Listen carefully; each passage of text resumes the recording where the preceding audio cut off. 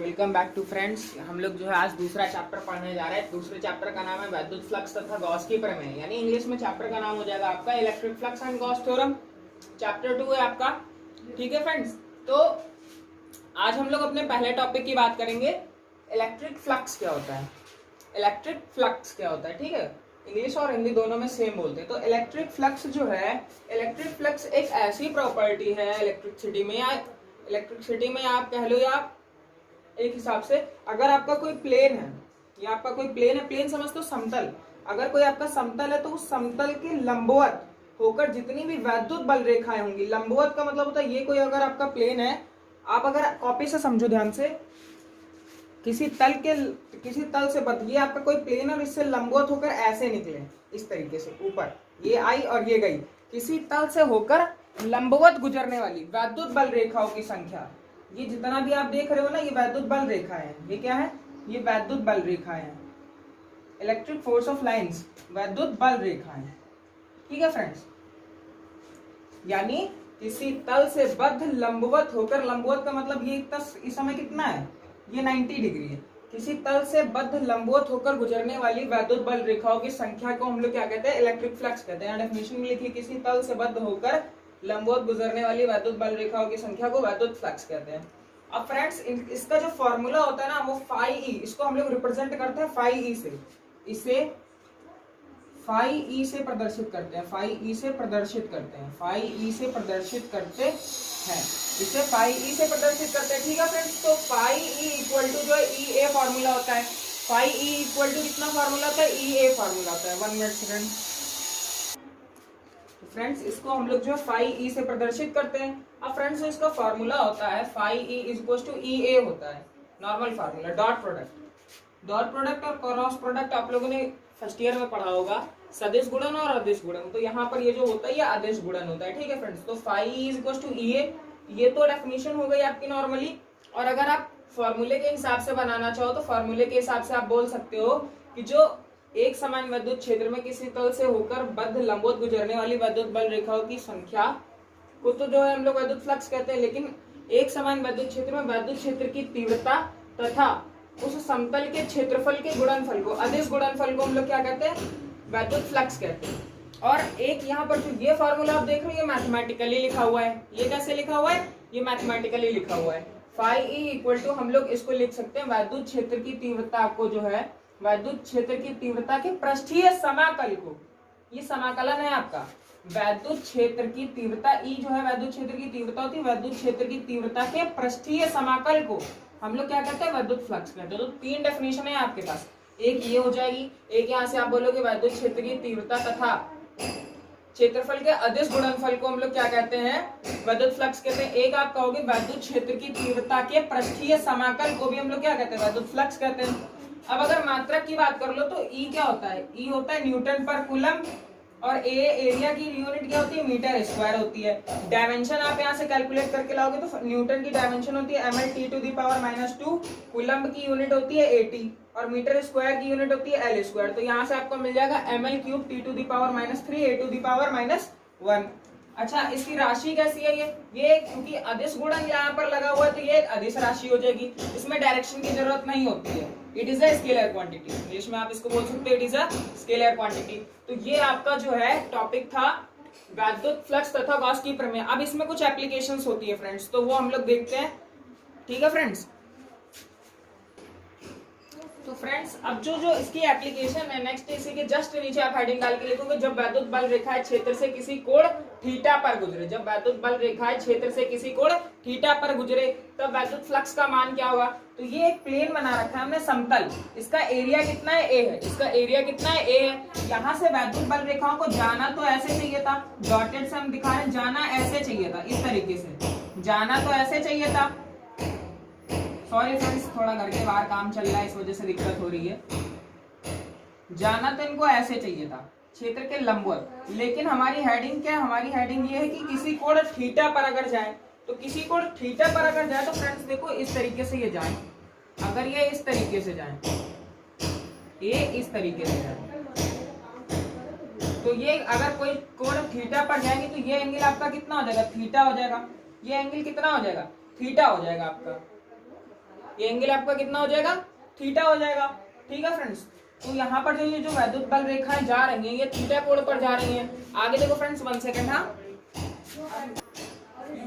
ये आपका जो है इंटेंसिटी ऑफ इलेक्ट्रिक फील्ड यहाँ पर कितनी है, ई है। जब ये थीटा एंगल पर आ जाएगी तो आपको मैंने बता रखा है, पहले ही एक आधे वीडियो में बताया भी था कि जब कोई चीज थीटा एंगल पर आ जाती है, मान लो यहाँ पर इंटेंसिटी ऑफ इलेक्ट्रिक फील्ड जो है वो थीटा एंगल पर आ गई, तो जिधर थीटा होता है उधर कॉस के कंपोनेंट में ब्रेक होती है, जिधर थीटा नहीं होता उधर साइन के कंपोनेंट में ब्रेक हो जाती है। ठीक है फ्रेंड्स, तो यहाँ पर इंटेंसिटी ऑफ इलेक्ट्रिक फील्ड ये जो ई है ना, वैद्युत बल रेखाओं की ई जो है यहाँ पर अपने कंपोनेंटों में ब्रेक होगी, तो इस वाली डायरेक्शन में जाएगी ई साइन थीटा, और इधर वाली डायरेक्शन में जाएगी ये ऐसे, इधर वाली डायरेक्शन में जाएगी ये ई कॉस थीटा में।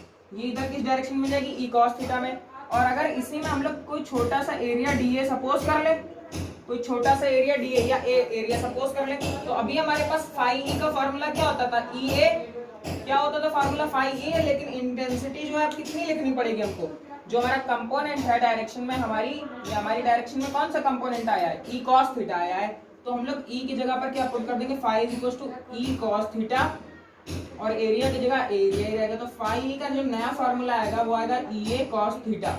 तो नया फॉर्मूला निकल कर आएगा वो आएगा ई ए कॉस थीटा। ठीक है फ्रेंड्स, इसके बाद हम लोग का नेक्स्ट हेडिंग जो है वो है सॉलिड एंगल, घन कोण।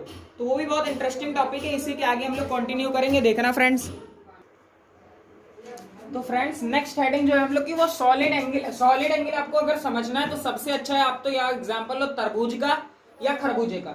जो आपका तरबूज होता है ना, जब आपकी मम्मी लोग चाकू लेके उसको काटती है तो एक स्लाइस ऐसे करके निकालती है, तो वो स्लाइस कुछ इस तरीके का होता है, वो स्लाइस आपका कुछ इस तरीके का होता है। ये आपका एक तरबूज का स्लाइस हो गया, ये अंदर रेड रेड होता है, और ये आपका एरिया मान लो उसका जो प्लेन होता है उसका एरिया होता है डी ए। डी मतलब कोई छोटी चीज, डी मतलब कोई छोटी सी चीज, कोई बड़ी सी आपके पास शेप है, यानी तरबूज आपके पास वो पूरा सा एक तरबूज होता है, आप उसमें से बिल्कुल छोटा सा तरबूज का एरिया निकालते हो काट के स्लाइस ऐसे करके, तो वो जो स्लाइस जब बाहर आता है तो वो वहां पर जितना शेप रह जाता है कटने के बाद, ये मान लो आपको छोटा सा वहां पर जो शेप रह गया वो पूरे से बड़े से तरबूज में जो है आपने उतना सा यहाँ से तरबूज से निकाल लिया आपने। ये जो एंगल आप वहां पर क्रिएट कर रहे हो, वो सॉलिड के अंदर जो एंगल क्रिएट कर रहे हो उसी सॉलिड के एंगल को कहते हैं हम लोग सॉलिड एंगल। यहाँ पर गॉस थ्योरम में क्या होगा, ये आपके पास कोई मान लो स्फेरिकल कंडक्टर, ठीक है, स्फेरिकल जो है आपके पास कोई कंडक्टिंग मटेरियल है, आपने उसमें से कोई छोटा सा एरिया डीए सपोज करा, वो सेंटर पर जो है आपके यहाँ पर मान लो आपके पास क्यू चार्ज है, ये सेंटर पे आपको जो है कितना, सेंटर ओ है आपका, सेंटर पर जो ओमेगा एंगल, सॉलिड एंगल को जो हम लोग ओमेगा से रिप्रेजेंट करते हैं। ठीक है, घन कोण को ओमेगा से प्रदर्शित करते हैं। ठीक है फ्रेंड्स, प्रदर्शित करते हैं। अब यहाँ पर जो है जो ओमेगा का फॉर्मूला होता है वो या तो आप d A upon r square बोल लो या del A upon r square बोल लो। घन कोण की जो मेन डेफिनेशन है वो मैंने बताया ना, किसी तल द्वारा केंद्र पर अंतरित कोण को घन कोण कहते हैं।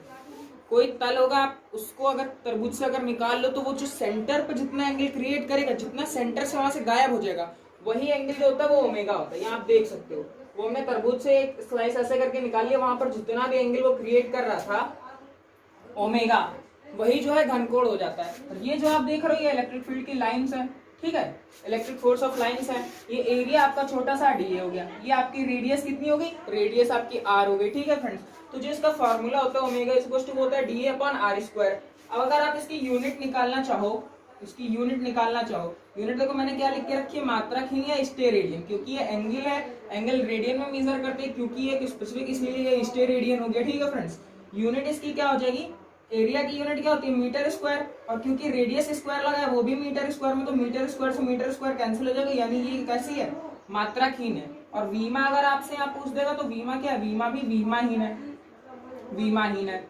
अब इसी में जो है एक और स्पेसिफिक कंडीशन आ जाती है कि जब आपका जो ये यहाँ पर आप जो देख रहे हो, ये आपका सॉलिड एंगल जो यहाँ पर बना हुआ था ओमेगा, जो आपका सॉलिड एंगल ओमेगा बना हुआ था, यहाँ से जब इलेक्ट्रिक फील्ड जो फोर्स ऑफ लाइंस है ना आपकी इस छोटे से एरिया डीए से, वो जब जो है किसी पर्टिकुलर एंगल पर आ जाती है, तब हमारे पास क्या चीज आती है, आप इसको नोट करो, फिर मैं उसको भी बताता हूँ आगे। अच्छा, उससे पहले जो है आप जो ये फॉर्मूला निकाले हो, इस फॉर्मूले की वजह से आप देखो पूरे स्फीयर की वजह से जो ओमेगा की वैल्यू होती है वो कितनी आती है, पूरे स्फीयर की। दोस्तों ओमेगा इज इक्वल टू आपके पास होता है delta A upon r square. Omega is equal to कितना होता है आपके पास, delta A upon r square. अगर बात करें पूरे गोले के लिए, पूरे गोले के लिए, किसके लिए, पूरे गोले के लिए, तो पूरे गोले का पृष्ठ कितना होता है, पूरे गोले का पृष्ठ होता है 4 पाई आर स्क्वायर। कितना होता है ये आपने 10th क्लास में पढ़ा होगा, पूरे गोले का जो क्षेत्रफल होता है वो होता है 4 पाई आर स्क्वायर। तो आप यहाँ से क्या करोगे, इस इक्वेशन में पुट कर लो आके, तो ओमेगा इज इक्वल टू आपको मिलेगा 4 pi r square divided by r square. Omega is equal to कितना मिल जाएगा, 4 pi r square upon r square, क्योंकि आपके पास एरिया की वैल्यू पूरे गोले के लिए कितनी रहती है, 4 pi r square. Are square से आर स्क्वायर कैंसिल हो जाएगा, जो ओमेगा की वैल्यू आएगी वो आएगी 4 पाई।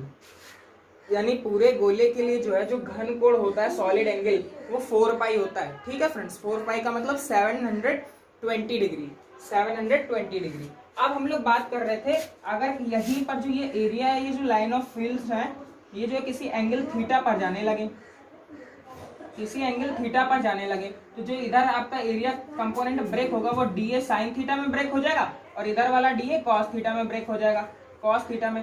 तब जो आपके पास ओमेगा का फॉर्मूला निकल के आएगा, तब आपके पास फॉर्मूला निकल के आएगा d A cos theta upon r square, d A cos theta upon r square. ठीक है, जब पर्टिकुलर किसी एंगल पर आएगा, ठीक है, जब जो है वो उस एरिया से पर्टिकुलर किसी एंगल पर जाएंगे, तो वहां पर जो आपके पास फॉर्मूला होता है वो d A cos theta upon r square आ जाएगा। तो ये आपके पास पूरी सॉलिड एंगल की थ्योरी थी। सॉलिड एंगल एक ऐसा एंगल होता है जो किसी तल द्वारा उस सॉलिड के केंद्र पर, सेंटर पर फॉर्म किया जाता है। ठीक है फ्रेंड्स, वो होता है ओमेगा। ओमेगा कैसा होता है, मात्राहीन होता है। और पूरे गोले के लिए जो ओमेगा की वैल्यू होती है वो कितनी आती है, 4 पाई आती है। कैसे आती है, हम लोग एरिया कितना लेते हैं पूरे गोले का, 4 पाई आर स्क्वायर, और वो जब आप यहाँ पर रखते हो तो 4 pi r square divided by r square, तो आर स्क्वायर से आर स्क्वायर क्या होता है, कैंसिल हो जाता है। ठीक है फ्रेंड्स, तो इस तरीके से सॉलिड एंगल एक स्मार्ट छोटा सा टॉपिक था और बहुत अच्छा टॉपिक था। ये अभी आपको आगे गॉस थ्योरम में काम आने वाला है फ्रेंड्स। ठीक है, तो इसके जस्ट बाद हम लोग क्या पढ़ने वाले हैं, गॉस थ्योरम पढ़ने वाले हैं, वो लेक्चर नंबर 2 में पढ़ेंगे। तो ये आपका लेक्चर नंबर 1 था सेकंड चैप्टर का, और ये चैप्टर बहुत ही इंटरेस्टिंग है। आप अगर इलेक्ट्रिक फ्लक्स कैलकुलेट करना अगर आपको आ गया, तो आप क्या है, आप सारी चीजें सीख सकते हो। ठीक है फ्रेंड्स, थैंक यू।